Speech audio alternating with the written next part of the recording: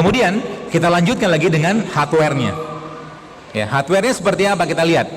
Allah Subhanahu wa taala Bapak sekalian memberikan banyak petunjuk kepada kita semua. Ya.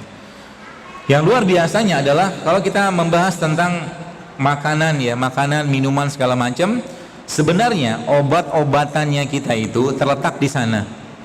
Kalau bahasa peribahasa kita, di mana bumi dipijak di situ langit dijunjung, maka mungkin jazirah Arab adalah tempat yang susah tumbuhan di sana. Maka Allah tumbuhkan di situ ya, tempat di situ di jazirah Arab tersebut tumbuhan yang mencukupi kebutuhan orang-orang di sana dari sisi nutrisinya. Namanya apa? Namanya kurma. Jadi kurma itu merupakan salah satu superfood yang luar biasa. Kurma dahsyatnya dia bisa mencegah atau mengobati orang-orang dengan penyakit-penyakit seperti apa ya, leaky gut atau sindroma usus bocor. Leaky gut. Ya, leaky gut itu muncul karena apa? Karena ususnya udah tidak intak lagi, sudah tidak rapat lagi, terbuka gitu. Jadi isi dari usus itu masuk ke darah. Itu namanya leaky gut. Dan kurma adalah salah satu obatnya. Maka lihat, kata Nabi apa? Rasulullah SAW menyampaikan bahwa barang siapa yang makan kurma 7 butir pagi hari, dia tidak akan terkena sihir sampai sore harinya. Saya menggunakan pedoman itu sebagai apa? Sebagai cara kita untuk belajar bahwa ternyata makan pagi itu salah satu yang terbaik adalah makan kurma. Ya. Bukan bubur ayam. Ya, bukan bubur ayam. Bukan nasi uduk. Apalagi nasi goreng, Pak. Ya. Jadi makan buah. Makan buah. Kan malamnya toh kita juga puasa kan? Tidur itu kan puasa. Tidur itu kan puasa. Maka puasa atau sarapan itu bahasa Inggrisnya kan breakfast. Breakfast, ya fast yang di break. Maka pagi-pagi itu saat yang tepat untuk minum air, makan buah, ya, atau enzim-enzim yang tinggi seperti ya madu seperti itu, ya. Dan tidak perlu banyak makan di pagi hari. Jadi kalau Anda mau sehat, mulai sekarang pagi-paginya jangan banyak makan. Mau sehat kan? Jadi sarapan besok paginya apa? Baru saja dia pengen hidup sehat, tiba-tiba teng bunyi piring dipukul. Oh, gitu. Abang buburnya lewat. Ya. Baru saja hidup sehat, terus tiba-tiba temannya ngajakin bakso, mie ayam. Mie ayam sehat gak sih? Coba saya tanya deh, kita kuis dulu deh, mie ayam tuh sehat gak? Sehat gak, Pak?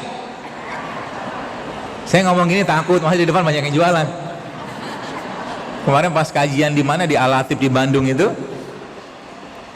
habis kajian gitu kan, tablik akbar gitu, para pedagangnya katanya protes, yang gorengannya gak ada yang beli gitu. Ya. Gorengan sehat gak?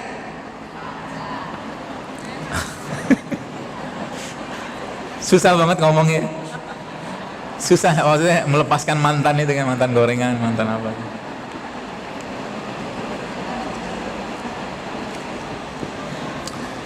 Mie ayam, mie-nya dari tepung kan?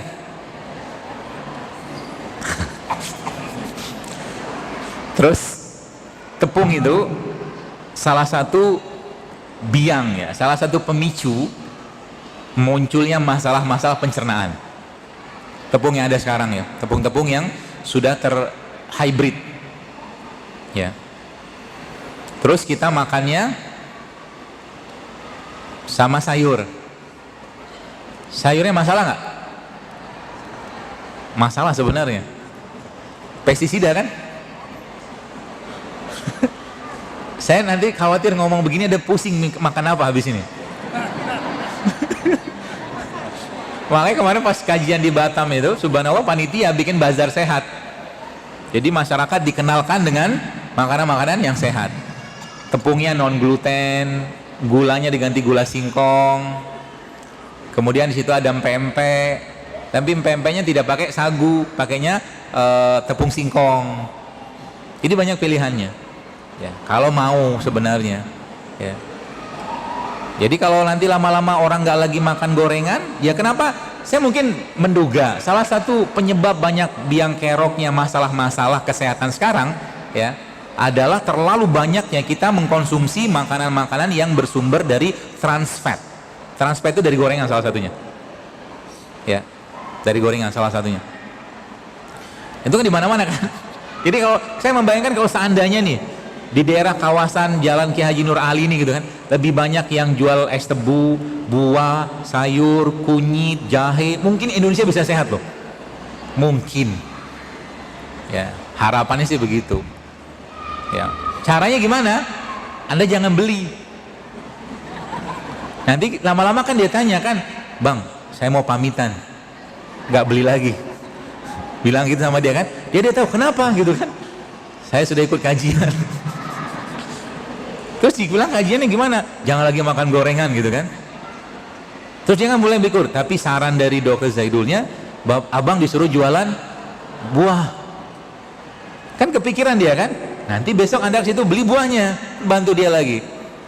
Ya, kalau mau. Mau nggak sih? Ya nggak mau juga nggak apa-apa sih. Kan judulnya dakwah tuh nggak boleh baper. Anda mau sehat, mau nggak sehat, Anda mau makan sehat, nggak sehat, toh kita akan bertanggung jawab sendiri-sendiri kok. Sudah dikasih tahu nggak sehat, masih juga makan, ya sudah silakan aja, nggak apa-apa. Saya nggak baper, serius. Ya. Yang nyesel nanti kita sendiri. Kemarin saya lihat ada ibu-ibu posting sempat saya baca di DM di Instagram. Dia cerita, "Dok, kapok," dia bilang. Kenapa? Dia cheating, kata dia cheating. Udah biasa hidup saya, tiba-tiba dia cheating, makan nggak sehat. Akhirnya berobat ke dokter. Mual, muntah segala macam, mual lah gitu kan, pusing segala macam, dia bilang. Datang ke UGD atau ke dokter gitu, saya lihat fotonya gitu kan, foto dia datang ke klinik, ya begitu ya. Kalau tetap bandel ya, kalau tetap bandel kayak begitu. Jadi tadi kita bicara kurma. Nah, kurma nih sekalian bisa dipakai untuk berbagai macam hal.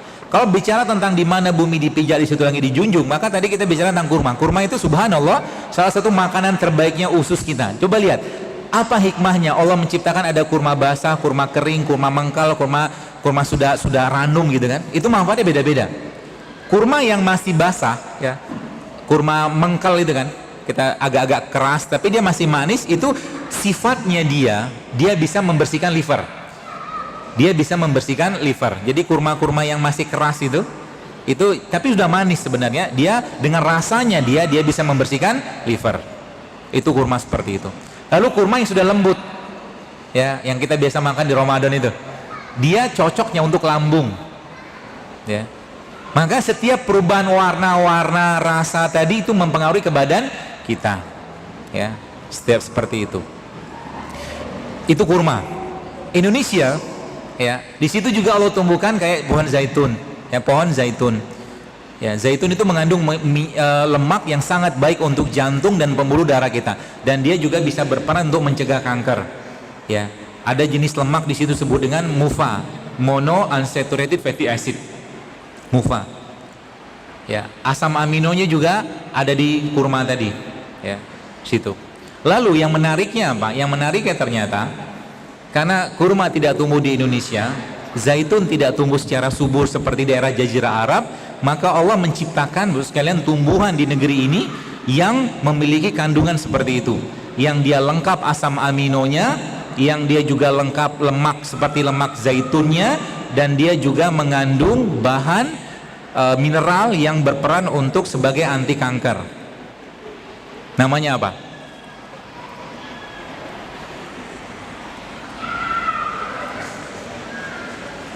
Namanya ini.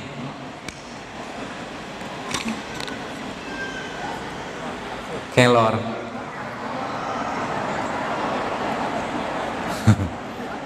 Kelor ini mengandung hampir 20 jenis asam amino. Di dia ini. Dan asam amino adalah bahan baku badan kita. Gen kita itu bahan bakunya asam amino. Makanya ibu-ibu kalau maaf ketemu dengan anak-anak yang autis, kasih kelor. Kasih kelor. Dalam bentuk apa? Sayur boleh, kapsul begini boleh, ya, atau di blender juga boleh, ya, kelor. Kelor ini mengandung minyak yang sama kayak zaitun. Luar biasa kan?